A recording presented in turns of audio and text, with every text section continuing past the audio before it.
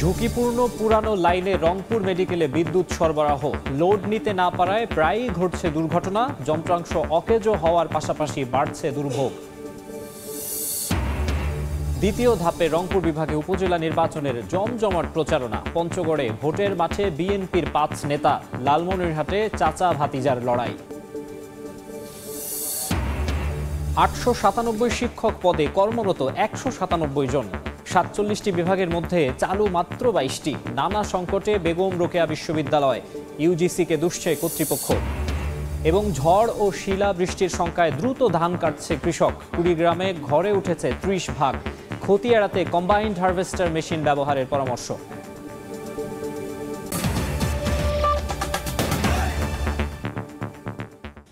আমন্ত্রণ সময় সংবাদের নিয়মিত আয়োজন বিভাগীয় সময়ে থাকছি সপ্তাহের ৭ দিন ভিন্ন ভিন্ন বিভাগের সংবাদ নিয়ে।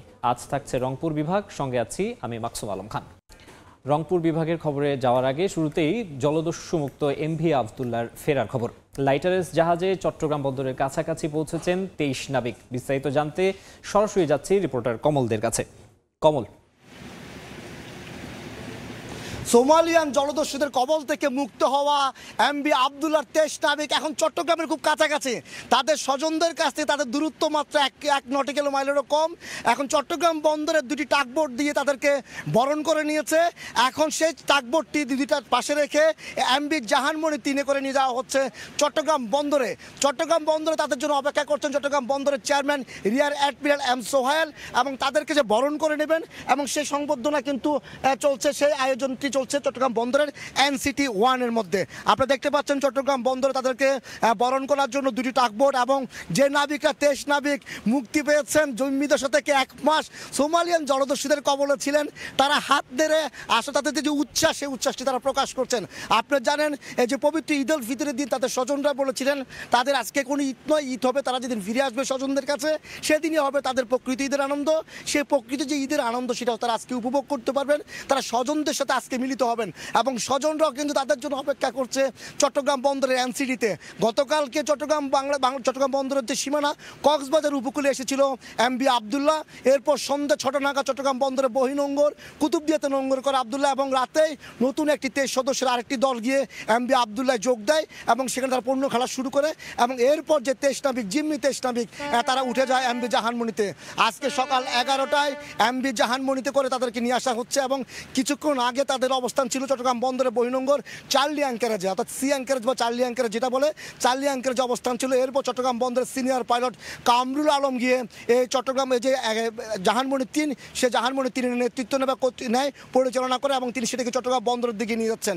এবং ২৩ নাবিক হাত নেড়ে অভিনন্দন জানাচ্ছেন, শুভেচ্ছা জানাচ্ছেন। তারা আসলে প্রাণ ফিরে পেয়েছেন সেটি বলা চলে, কারণ ২০১০ সালে যে একই প্রতিষ্ঠানে যে জাহাজটি জাহানমণি জিম্মি হয়েছিল সোমালিয়ান জলদস্যুদের কবলে, সেটি মুক্তি পেতে সময় লেগেছিল ১০০ দিন, আর এটিতে সময় লেগেছে মাত্র এক মাস। আমরা কথা বলেছিলাম সরওয়ার জাহান রাহাত, যে প্রতিষ্ঠানের উপব্যবস্থাপনা পরিচালক, তিনি আমাদেরকে জানিয়েছিলেন তারা আগের অভিজ্ঞতাকে কাজে লিয়ে। আমরা দেখতে পাচ্ছি এই আবদুল্লাহ জাহাজের ক্যাপ্টেন আব্দুর রশিদ হাত দিয়ে শুভেচ্ছা জানাচ্ছেন, হাত নেড়ে। ক্যাপ্টেন আব্দুর রশিদ আসলে প্রথম থেকে যে সময় জিম্মি হয় তখন থেকে শুরু করে এবং জিম্মি দশা থেকে মুক্তি পাওয়া পর্যন্ত তিনি কিন্তু খুব দৃঢ়তার সাথে এ জাহাজের কর্তৃত্ব পরিচয়, মানে এমভি আবদুল্লাহর কর্তৃত্ব রেখেছিলেন। আমরা দেখতে পাচ্ছি এমভি আবদুল্লাহ যে ক্যাপ্টেন আব্দুর রশিদ মাস্টার যাকে বলা হয়, যিনি এমভি আবদুল্লাহকে পরিচালনা করেছেন, তিনি হাত নেড়ে তিনি অভিনন্দন জানিয়েছেন। তারা যে আসলে জীবিত ফিরে আসতে পেরেছেন সেটি তাদের কাছে অনেক বড় ব্যাপার ছিল।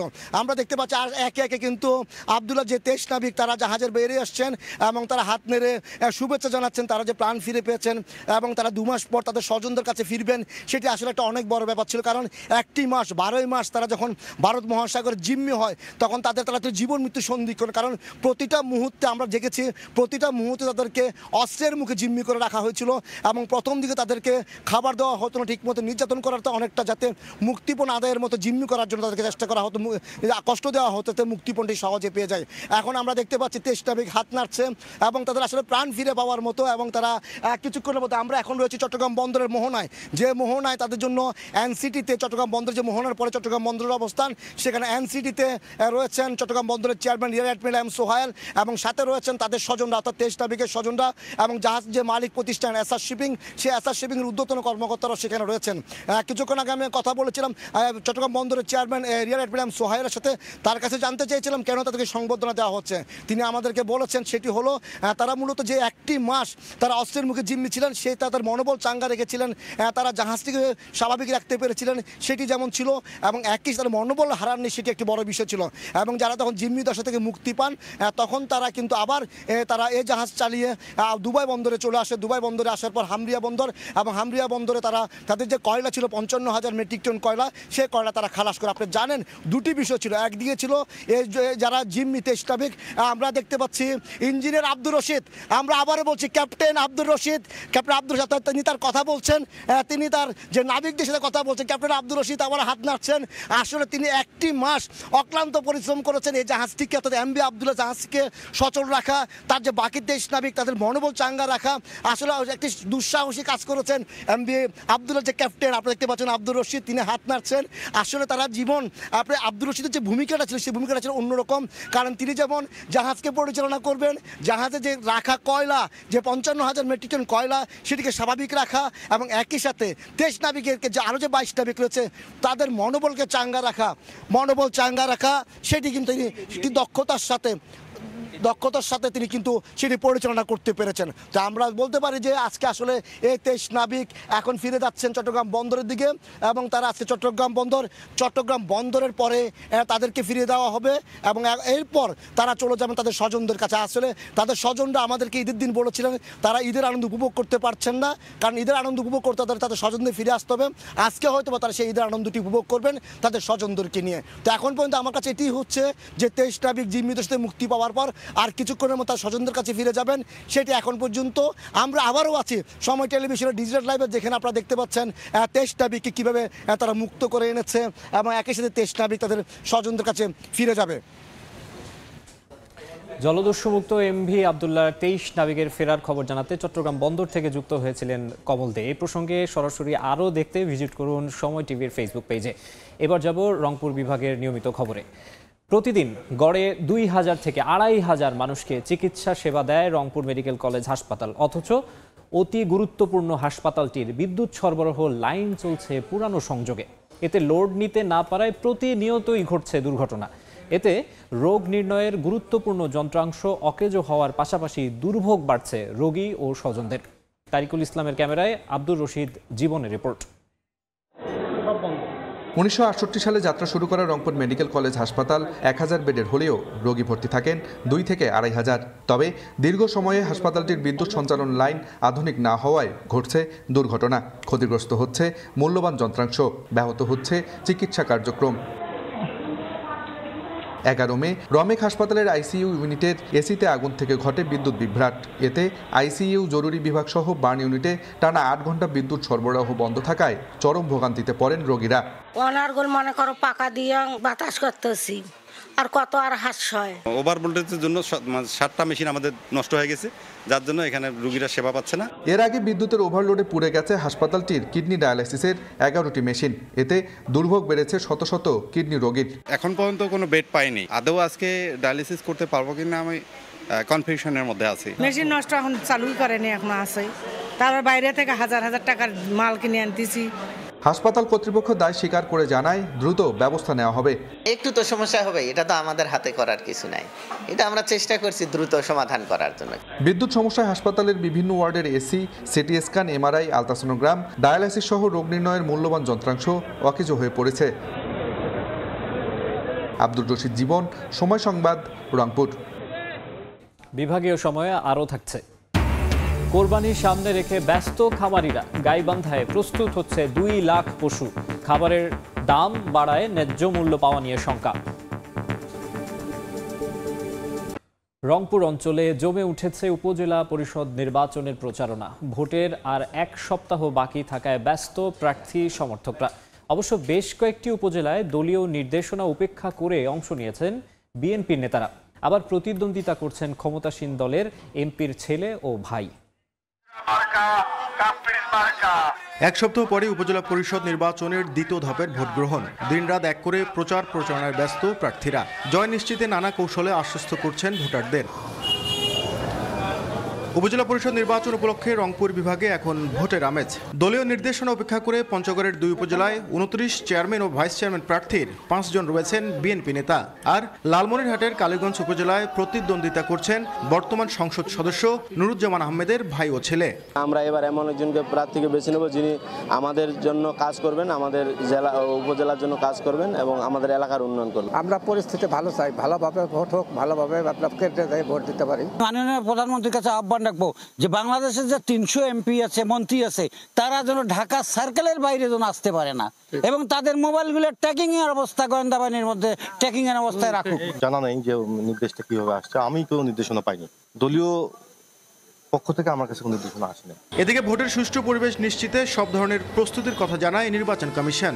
নির্বাচনের মাধ্যমেই আপনার যারা দেশ পরিচালনা করবেন জনগণের পক্ষে, সেই জায়গাটা রদবদল হবে। আর যারা আসেন পুরাতন, একটা নির্দিষ্ট টাইম শেষ হয়ে গেলে নতুনেরা আসবেন, আর এই নতুনদের আনবেন ভোটাররা তাদের ভোটের মাধ্যমে। দ্বিতীয় ধাপে রংপুর বিভাগের 21 উপজেলায় চেয়ারম্যান পদে লড়ছেন 95 জন প্রার্থী।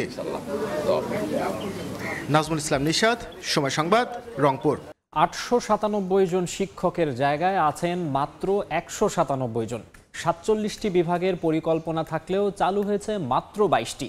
মানসম্মত পাঠদান ব্যাহত হচ্ছে বেগম রোকেয়া বিশ্ববিদ্যালয়ে। তবে কর্তৃপক্ষ বলছে চূড়ান্ত সিদ্ধান্ত নির্ভর করছে ইউজিসি ও মন্ত্রণালয়ের ওপর। শাকিল মাহমুদের ক্যামেরায় নাজমুল ইসলাম নিশাদের আরও একটি রিপোর্ট। রংপুরের মানুষের দীর্ঘ সংগ্রামের ফসল বেগম রোকেয়া বিশ্ববিদ্যালয়।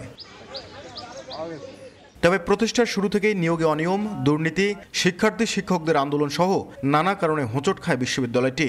ফলে দীর্ঘ সময়ে পৌঁছাতে পারেনি কাঙ্ক্ষিত লক্ষ্যে। 8,500 শিক্ষার্থীর জন্য শিক্ষক রয়েছেন 197 জন। প্রশাসনিক কাজ পরিচালনার জন্য জনবল রয়েছে অর্ধেক। বিভাগ চালু হয়েছে মাত্র 22টি, আর কৃষি এবং আইনের মতো গুরুত্বপূর্ণ অনুষদ শুরুই করতে পারেনি।